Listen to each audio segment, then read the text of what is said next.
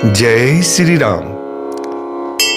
भक्तजनों, मैं प्रभु श्री राम के भक्तों का सेवक अर्थात आपका सेवक रामराज्य परिवार के इस नए ब्लॉग में अर्थात बालकांड के तीसरे अध्याय में आप सभी का वंदन और अभिनंदन करता हूं। भक्तजनों, मैं जो रामचरित्र अर्थात प्रभु श्री राम का चरित्र आपको सुना रहा हूं, इसमें मुझे बहुत आनंद आ रहा है। आशा करता हूं आप भी भक्ति और आनंद के सागर में गोते लगा रहे होंगे। यूं तो YouTube चैनल पर हजारों तरह की वीडियो बनाई जा सकती है, परंतु मैंने सिर्फ रामचरितमानस को ही चुना।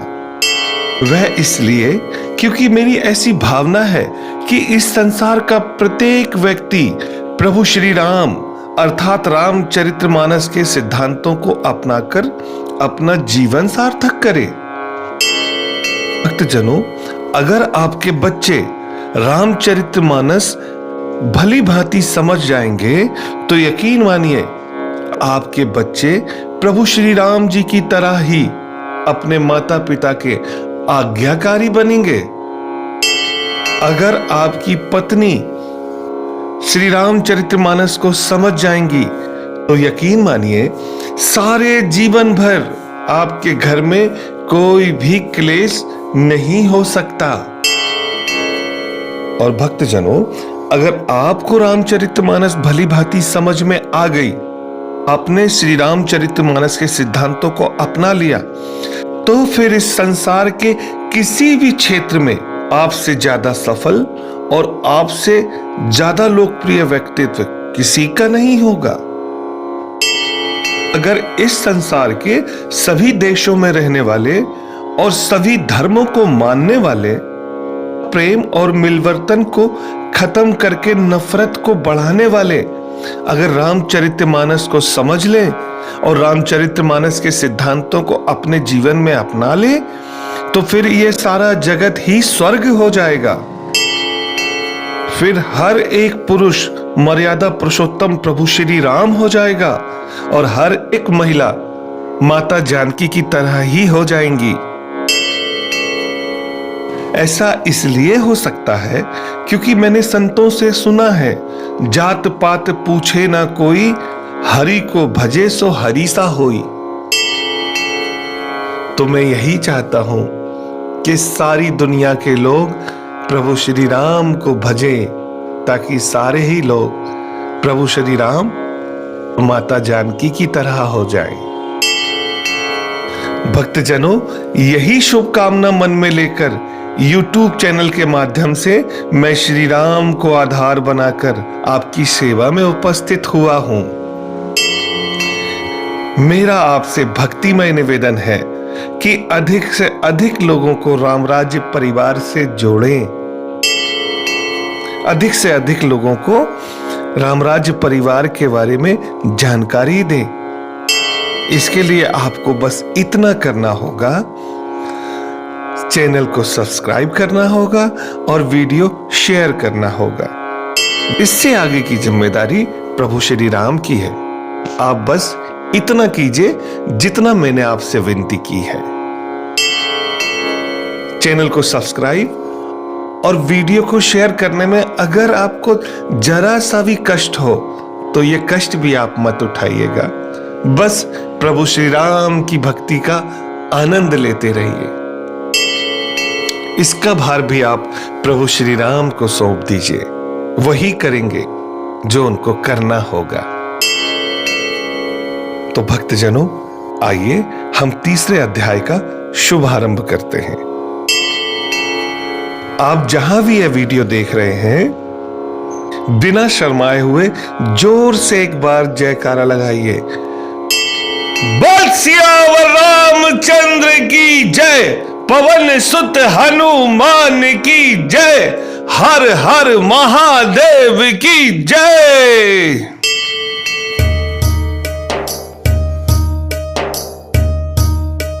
भक्तजनों, हमने बालकांड के दूसरे अध्याय में यह जाना, सत्संग की महिमा और संतों का चरित्र जाना था। अब आप तीसरे अध्याय में ये देखेंगे कि संत तुलसीदास दुष्टों को भी प्रणाम कर रहे हैं और दुष्टों का आचरण बता रहे हैं और दुष्टों का स्वभाव बता रहे हैं। तुलसीदास जी के बताए हुए दुष्टों के आचरण से अगर आपका आचरण मेल खाता है तो आपको अपना यह आचरण बदलना होगा। मंगल भवन अमंगल हारी, द्रवौ सुदशरथ अजिर बिहारी। बहुरी बंदी खलगन सती भाए, जे विनु काज दाहिने हुबाए। पर हित हानि लाभ जिनके रे, उजरे हरस विषाद बसेरे। अर्थात गोस्वामी तुलसीदास जी दुष्टों को प्रणाम कर रहे हैं और उनका स्वभाव बता रहे हैं, जो बिना बात के ही अपना भला करने वालों का भी बुरा करते हैं और जिनको दूसरों के नुकसान में ही अपना फायदा दिखाई देता है।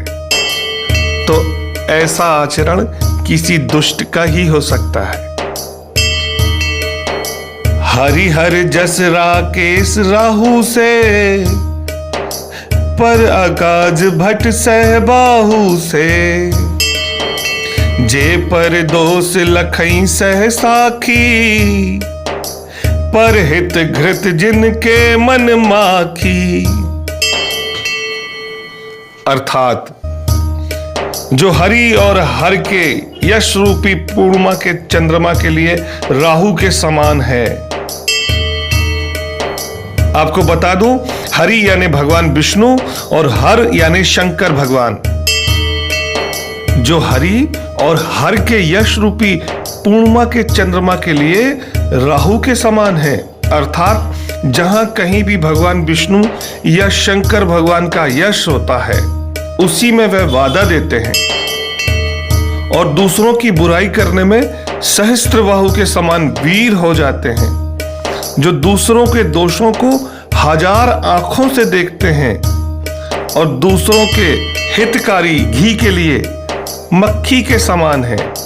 जिस प्रकार मक्खी घी में गिरकर उसे खराब कर देती है और स्वयं भी मर जाती है, इसी प्रकार दुष्ट लोग भी दूसरे के बने बनाए कामों को बिगाड़ते हैं और ऐसा करके वह अपना भी नुकसान कर लेते हैं। ऐसा आचरण भी दुष्टों का है। तेज क्रशानुशोष महिषेषा, अघ अवगुण धन धनी धनेशा। उदय केत समहित सब ही के, कुंभकर्ण सम सोवत नीके। अर्थात जो दूसरों से जलने वाले हैं, जो क्रोध में यमराज के समान है, जिनको बहुत ज्यादा क्रोध आता है, तो क्रोध में जो यमराज के समान है, और पाप और अवगुणों में कुबेर जी के समान है, जिनके पास बेशुमार पाप हों और बहुत सारे अवगुण हों, उन्हें तुलसीदास जी अवगुण रूपी कुबेर कह रहे हैं। इस तरह के दुष्ट लोग हमेशा कुंभकर्ण की भांति सोते रहें, इसी में जग की भलाई है। पर अकाजु लगी तनु पर हरिही, जिमि हिम उपल कृषि दलि गरनी। बंदौ खल जस शेष सरोसा, सहस बदन बर नहीं पर दोषा। अर्थात जैसे ओले जब भी बरसते हैं तो खेती का नाश कर देते हैं और खुद भी गल जाते हैं, उसी प्रकार यह दुष्ट जन भी दूसरों के बने बनाए काम को बिगाड़ देते हैं और ऐसे करने में उनकी भी अगर हानि होती है तो वह अपनी भी हानि उठा लेते हैं। तुलसीदास जी ऐसे दुष्टों को हजार मुख वाले शेषनाग के समान समझकर प्रणाम कर रहे हैं। पुनि प्रणव पृथुराज समाना, पर अग सुनई सहस दस काना। बहुरी शक्र सम बिनवउ तेहि, संतत सुरानीक हित जेहि।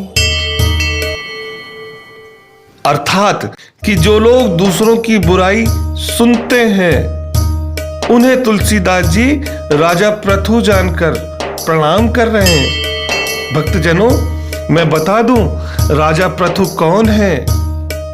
राजा पृथु वो हैं जिन्होंने भगवान से भगवान का वर्णन, भगवान की कथा सुनने के लिए भगवान से 10,000 कान मांगे थे। फिर तुलसीदास जी ऐसे दुष्टों को भी इंद्र जानकर प्रणाम कर रहे हैं जिनको शराब बहुत अच्छी लगती है। वचन वज्र जेहि सदा प्यारा, सहस नयन परिदोष निहारा।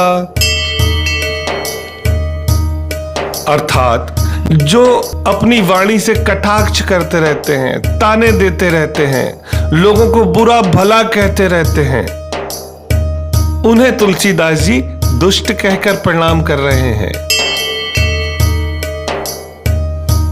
उदासीन अरिमीत हित, सुनत जरई खल रीति। जानी पानी जुग चोरी, जन विनती करई सा प्रीति। अर्थात जो शत्रु को देखकर जलते हैं और मित्र को भी देखकर जलते हैं, वो किसी का हित नहीं देख सकते। ऐसे दुष्टों को भली भांति जानकर तुलसीदास जी दोनों हाथ जोड़कर उनसे विनय कर रहे हैं। मैं अपनी दीसी कीन निहोरा, तिन निज और न बलऊ भोरा। बायस पली अहि अति अनुरागा, हो ही निरामिस कबहू की कागा। अर्थात तुलसीदास जी कह रहे हैं, मैंने अपनी ओर से तो इन दुष्टों से विनती कर ली है, परंतु वह अपनी ओर से कभी नहीं चूकेंगे। ये सदैव दुष्टता ही करेंगे। और यहां तुलसीदास जी बहुत अच्छा एग्जाम्पल भी दे रहे हैं। जिस प्रकार कौवे को बड़े प्रेम से बोलिए, परंतु वह क्या कभी मांस के त्यागी हो सकते हैं? इसी प्रकार इन दुष्टों को आप जितना भी समझा लीजिए, लेकिन ये अपनी दुष्टता नहीं छोड़ेंगे। बंदौ संत असज्जन चरना, दुख प्रद उभय बीच कछु बरना। बिछुरत एक प्राण हरि लेहि, मिलत एक दुख दारन देहि। अर्थात अब गोस्वामी तुलसीदास जी संतों और दुष्टों दोनों के चरणों की वंदना कर रहे हैं। और तुलसीदास जी ने इन दोनों को ही दुख देने वाला बताया है, लेकिन दोनों के दुख में बड़ा अंतर है। जब संत बिछड़ते हैं तो दुख देते हैं, और ये दुष्ट जब मिलते हैं तो दुख देते हैं। और इन दोनों के दुखों को गोस्वामी तुलसीदास जी ने मृत्यु के समान बताया है। उपजहि एक संग जग माही, जलज जोंक जिमि गुण बिलगाही। सुधा सुरा सम साधु असाधु, जनक एक जग जलधि अगाधु। अर्थात तुलसीदास जी कह रहे हैं कि संत और दुष्ट जगत में एक साथ पैदा होते हैं और इन संत और दुष्टों के आचरण अलग अलग होते हैं। जिस तरह कमल और जौंक एक साथ पानी में पाए जाते हैं पर दोनों के गुण अलग होते हैं। कमल अपने दर्शन और स्पर्श से सुख देता है, वही जौंक शरीर का स्पर्श पाते ही कष्ट देने लगती है, रक्त को चूसने लगती है।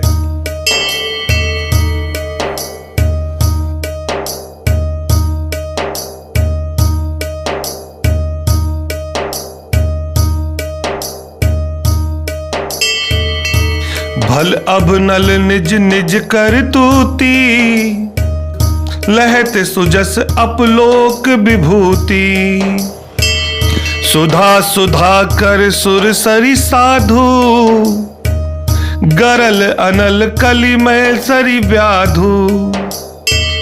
गुण अब गुण जानत सब कोई, जो जही भावनीक तही सोई।